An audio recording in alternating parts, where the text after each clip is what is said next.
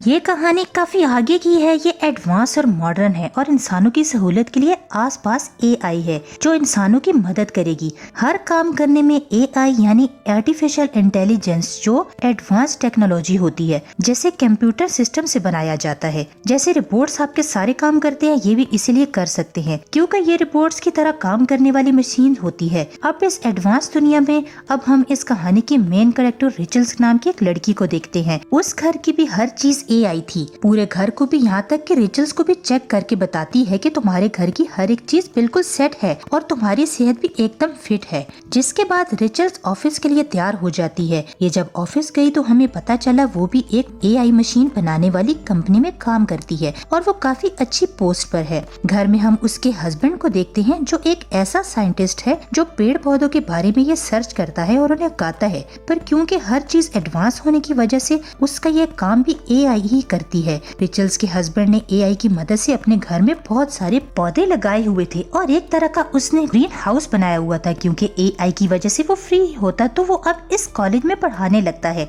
फिर उसकी आदत इस एडवांस दुनिया में घुलने मिलने जैसी नहीं थी, वो अपने काम खुद करने का आदी था। तो ऐसे ही उसके काम जब एआई करती थी तो उसे अच्छा नहीं लगता था। तो अब रिचल्स जब दूसरे ऑफिस में थी तो वहाँ मीटिंग हो रही थी। यहाँ रिचल्स सबको बताती है कि मेरी टीम ने एक और एआई बनाया है जो बिल्कुल आम जैसा है, जो इंसान से सोचने की सलाहियत और फैसले कैसे लेते हैं ये सीख रहा है। क्योंकि आगे चल के इंसान के लिए असिस्टेंट या यही एडवाइजर के तौर पर काम करेगा जो इंसान को अच्छे बुरे चीज में मशवरे दिया करेगा। ये सुनकर एक वर्कर को हैरानगी और वो कहती है कि ये सारे तो इंसानों के करने के काम है। अगर ऐसे इंसानों की जगह एआई ये काम करती रही तो ऐसे इंसानों की जगह ले लेगी, फिर इंसानों की नौकरी भी यही किया करेगी, तो इंसान तो बिल्कुल फ्री हो जाएंगे। फिर हम क्या करेंगे, बेरोजगारी बढ़ेगी। तब ये सुनकर उनकी सीनियर कहती है कि ऐसा कुछ भी नहीं होगा, ये हमारी जगह लेने के लिए नहीं बल्कि हमारी मदद करने के लिए ही बनाए गए हैं। इंसान जहाँ है वो वहाँ ही रहेंगे। फिर हम मीटिंग खत्म होने के बाद रेचल्स अपने ऑफिस जा रही थी तो उसकी बॉस उसको बुला लेती है और कहती है कि तुम पिछले 2 सालों से काफी अच्छा काम कर रही हो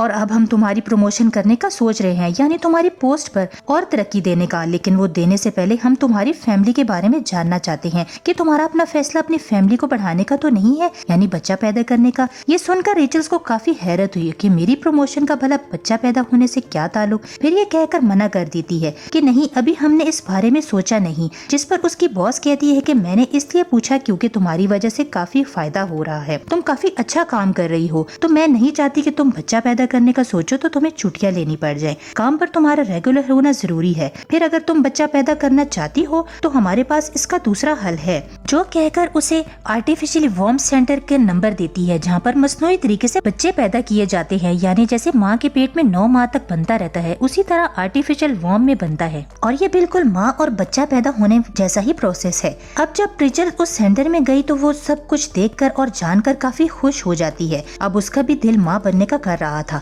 इसीलिए वो यहाँ पर अपना नाम भी लिखवा देती है। क्योंकि जो आर्टिफिशियल वॉर्म बनाए जाते हैं वो हर वक्त नहीं होते बल्कि फैमिलीज के कहने पर अरेंज कराई जाती है। अब अगले दिन सेंटर से कॉल आ जाती है और उसे बताया जाता है कि आपके लिए आर्टिफिशियल वॉर्म का इंतजाम हो गया है। जो सुनकर वो काफी खुश हो जाती है कि अब वो भी एक बच्चा हासिल कर लेगी। उधर रिचल्स का हस्बैंड जब कॉलेज में था तो वो बच्चों को एक पेड़ से फल तोड़कर देता है ताकि कोई वो खा ले, पर कोई भी उसे नहीं खाता, इस वजह से कि वो नेचुरली पेड़ से उगा था, ना कि एआई की वजह से। जिससे हमें समझ लगी कि ये लोग एआई में इतना खो गई हैं कि नेचुरली यानी कुदरत जैसे भूल ही गई हैं। अब रिचल्स आर्टिफिशियल बच्चे पैदा करने की खबर अपने दोस्त को भी देती है, जो सुनकर वो काफी खुश हो गई और पार्टी रखने का फैसला करती है। इसमें रिचल्स कहती है कि ये बात अभी तक अपने हस्बैंड को नहीं बताई क्योंकि वो इस एडवांस दौर में भी नेचुरल तरीके से चीजों को हासिल करने पर यकीन करते हैं। इस तरह चीजें हासिल करना उन्हें पसंद नहीं क्योंकि उनका कुदरत पर बहुत यकीन है। अभी इस सोच में पड़ी ही थी कि लेकिन फिर अपने डॉक्टर के पास जाने का सोचती है, जो भी कोई और नहीं बल्कि एआई डॉक्टर था जो किसी बड़ी आंख जैसा लग रहा था। रिचल्स उसे कहती है कि मैं आर्टिफिशियल वॉर्म से बच्चा कैसे पैदा करूं,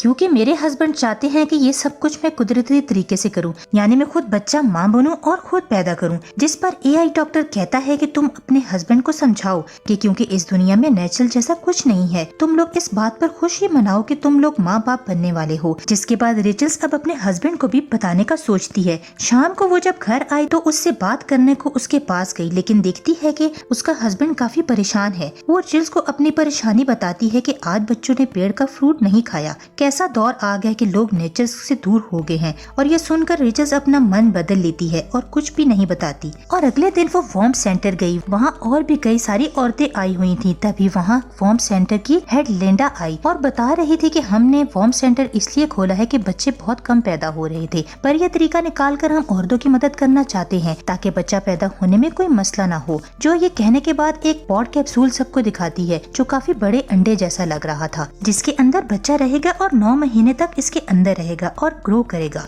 जब बच्चा पैदा होने का वक्त आता है तो ये क्या पॉड कैप्सूल उनके माँ बाप को दे दिया जाता है, जिसके बाद वो ये भी कहते हैं कि आप बच्चे से कोई बात भी नहीं करेंगे और उसको कोई गाना सुनाकर उससे कांटेक्ट कर सकते हैं। उसके अलावा ये भी कि ये बच्चे को खाना कैसे खिलाते हैं, क्योंकि ये बच्चे के माँ बाप हैं तो वो पॉड कैप्सूल उसको घर ले जा सकते हैं, क्योंकि ये सब बनाने का मकसद ये था कि ये सारा प्रोसेस असली जैसा है, तो घबराने की जरूरत नहीं है। अब रेचल लिंडा को ये कहती है कि अगर तुम ये प्रोसेस शुरू करवाना चाहती हो तो पहले इसकी फीस भरनी होगी। इस तरह वो कहती है कि अब इसके लिए मुझे टाइम चाहिए, मैं अपने हस्बैंड से बात कर लूं और इसके बाद में अपना जहन बना लूं। और आकर सारी बात अपने हस्बैंड को बता देती है कि मुझे आर्टिफिशियल वॉर्म से बच्चा चाहिए, क्योंकि मुझे कैरियर पर ध्यान देना है, तो नेचुरल तरीके से मैं बच्चा पैदा नहीं कर सकती। ये सुनकर इसके हस्बैंड को बहुत बुरा लगा, क्योंकि वो इस तरीके के खिलाफ था। और दूसरा कि रेचल ने अकेले ये फैसला ले लिया था कि वो कहती है कि मेरी मजबूरी है, क्योंकि ये चीज मेरी प्रमोशन से जुड़ी हुई है। और इस बात को लेकर उनमें बहस होने लगी है,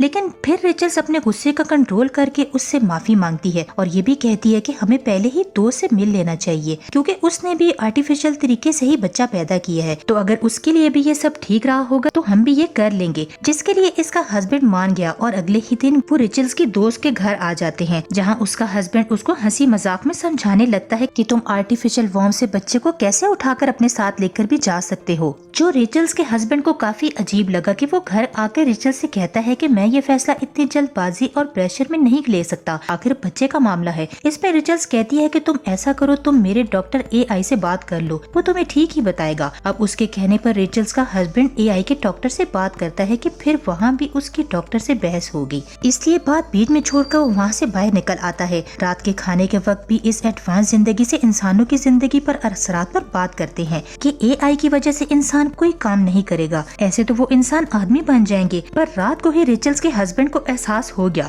पर मैं ये जानता हूँ कि तुम ये सब हमारी फैमिली के भले के लिए कर रही हो। अगर तुम्हारी खुशी आर्टिफिशियल तरीके से बच्चे पैदा करने में है तो वो भी आखिरकार इस फैसले के लिए राजी हो गया। पर अगले दिन वो अपने लिंडा से मिलने जाती है, जहाँ वो कहती है कि अगर आपको लड़का चाहिए तो उसके लिए हमें आपकी ज्यादा और मदद चाहिए, मतलब कि आप दोनों के जिस्म की कोई चीज देनी होगी। जिस पर रेचल कहती है कि जरूरी नहीं कि लड़का ही हो, अब बच्चा होगा या बच्ची, अब ये चीज नेचर पर छोड़ देते हैं। जिसके बाद उनका प्रोसेस शुरू हो गया जो इन्हें स्क्रीन पर दिखाया जा रहा था, जो हर चीज ठीक यानी 9 महीने बाद उनको बच्चा मिल जाएगा, जो सोचकर वो बहुत खुश हो जाते हैं। अब रेचल उस ऐप के जरिए बच्चे से कांटेक्ट होने जुड़ने की कोशिश करती है जो इसे लिंडा ने बताई थी, जहां वो देखती है कि कुछ हफ्ते हो गए हैं, हर बच्चे की ग्रोथ इतनी नहीं हुई, जिस वजह से उसे बहुत परेशानी होने लगी। पर जब वो रात को सो रही थी तो उसे एक सपना आया जिसमें वो देखती है कि वो प्रेग्नेंट है और उसका बच्चा पैदा हुआ है, जो कोई बेबी नहीं था, जो कि एक अंडा था। उसे ये सपना काफी अजीब लगा, जिसके बारे में वो अपने डॉक्टर AI को बताती है कि जिस पर उसका कहना था कि तुम्हारे सपने का मतलब ये ही हो सकता है कि तुम बीच में माँ बनने वाली हो। इसके अलावा सपनों का ताल्लुक हमारी असली जिंदगी से नहीं होता, तो इस पर ध्यान न दो। अब 6 हफ्ते गुजर जाते हैं, जहाँ ये लोग वॉर्म सेंटर में देख रहे हैं कि इनके बच्चे की दिल की धड़कन चलना शुरू हो गई है, जिससे इनको बहुत खुशी होती है। फिर लिंडा इनको इजाजत देती है कि ये पॉड कैप्सूल को अपने घर ले जा सकते हैं ताकि बच्चे से घुल मिल सके।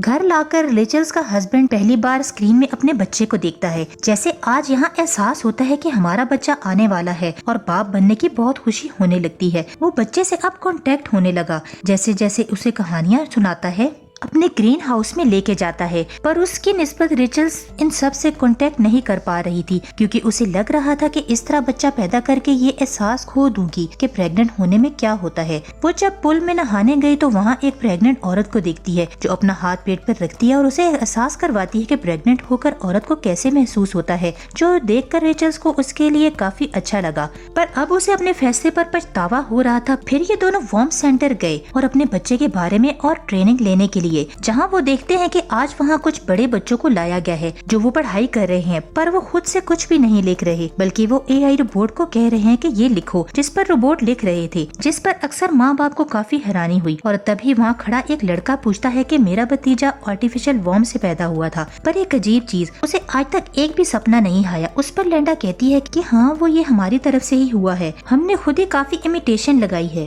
ताकि बच्चे वो काम न करें, फिर हम उन बच्चों के लिए हर चीज खोल देंगे। उधर रिचल्स हर वक्त परेशान रहने लगी थी, ये सोचकर कि कहीं मैंने कोई गलत फैसला तो नहीं ले लिया जिस वजह से उसके काम पर भी असर पड़ रहा था। वो जिस तरह पहले अपने AI इन्वेंशन इजाद कर रही थी, वो अब सुस्त हो गया था, जिस पर उसे नुकसान भी हो सकता था, क्योंकि ये रिपोर्ट उसके सीधा बॉस के पास जाती थी, जिससे उसको ये लग सकता था कि जैसे कोई इंसान टाइम पास कर रहा है या दिल से कर रहा हो। रिचल्स का हस्बैंड कॉलेज में भी लेकर जाता है, जहाँ उसे बहुत खुशी मिलती है। फिर उसका सीनियर आकर उसको बताता है कि तुम्हारा ग्रीन हाउस की वजह से हमें बहुत पैसे देने पड़ते हैं, तो अब से तुम्हें इसे बंद करना पड़ सकता है, जिसे सुनकर उसे बहुत गुस्सा आ जाता है। और जब वो घर आया तो रिचल्स ये सोचकर काफी परेशान होने लगी थी कि आखिर मेरा हस्बैंड बच्चे से कनेक्ट है तो मैं क्यों नहीं। अपने इस सवाल का जवाब पाने के लिए दोनों AI डॉक्टर के पास गए, जहाँ रिचल्स उसे अपना ये मसला बताती है, पर क्योंकि वो एक AI था तो ये जहाँ इंसानों के इमोशंस यानी जज्बात को समझ ही नहीं पाता कि किसी से कनेक्ट होना क्या होता है, इसीलिए वो कहता है कि मुझे लगता है कि ये बच्चे में कोई गड़बड़ है, तो मुझे इसका इलाज करना चाहिए, तो इसे कुछ दिन के लिए यहाँ ही छोड़ दूं ताकि मैं इससे कनेक्ट होकर समझ पाऊँ कि ऐसे क्यों हो रहा है। अब इन दोनों को समझ आती है कि ये AI है तो हमारे इमोशंस को समझ नहीं पा रहा, हमारा जवाब इसके पास नहीं,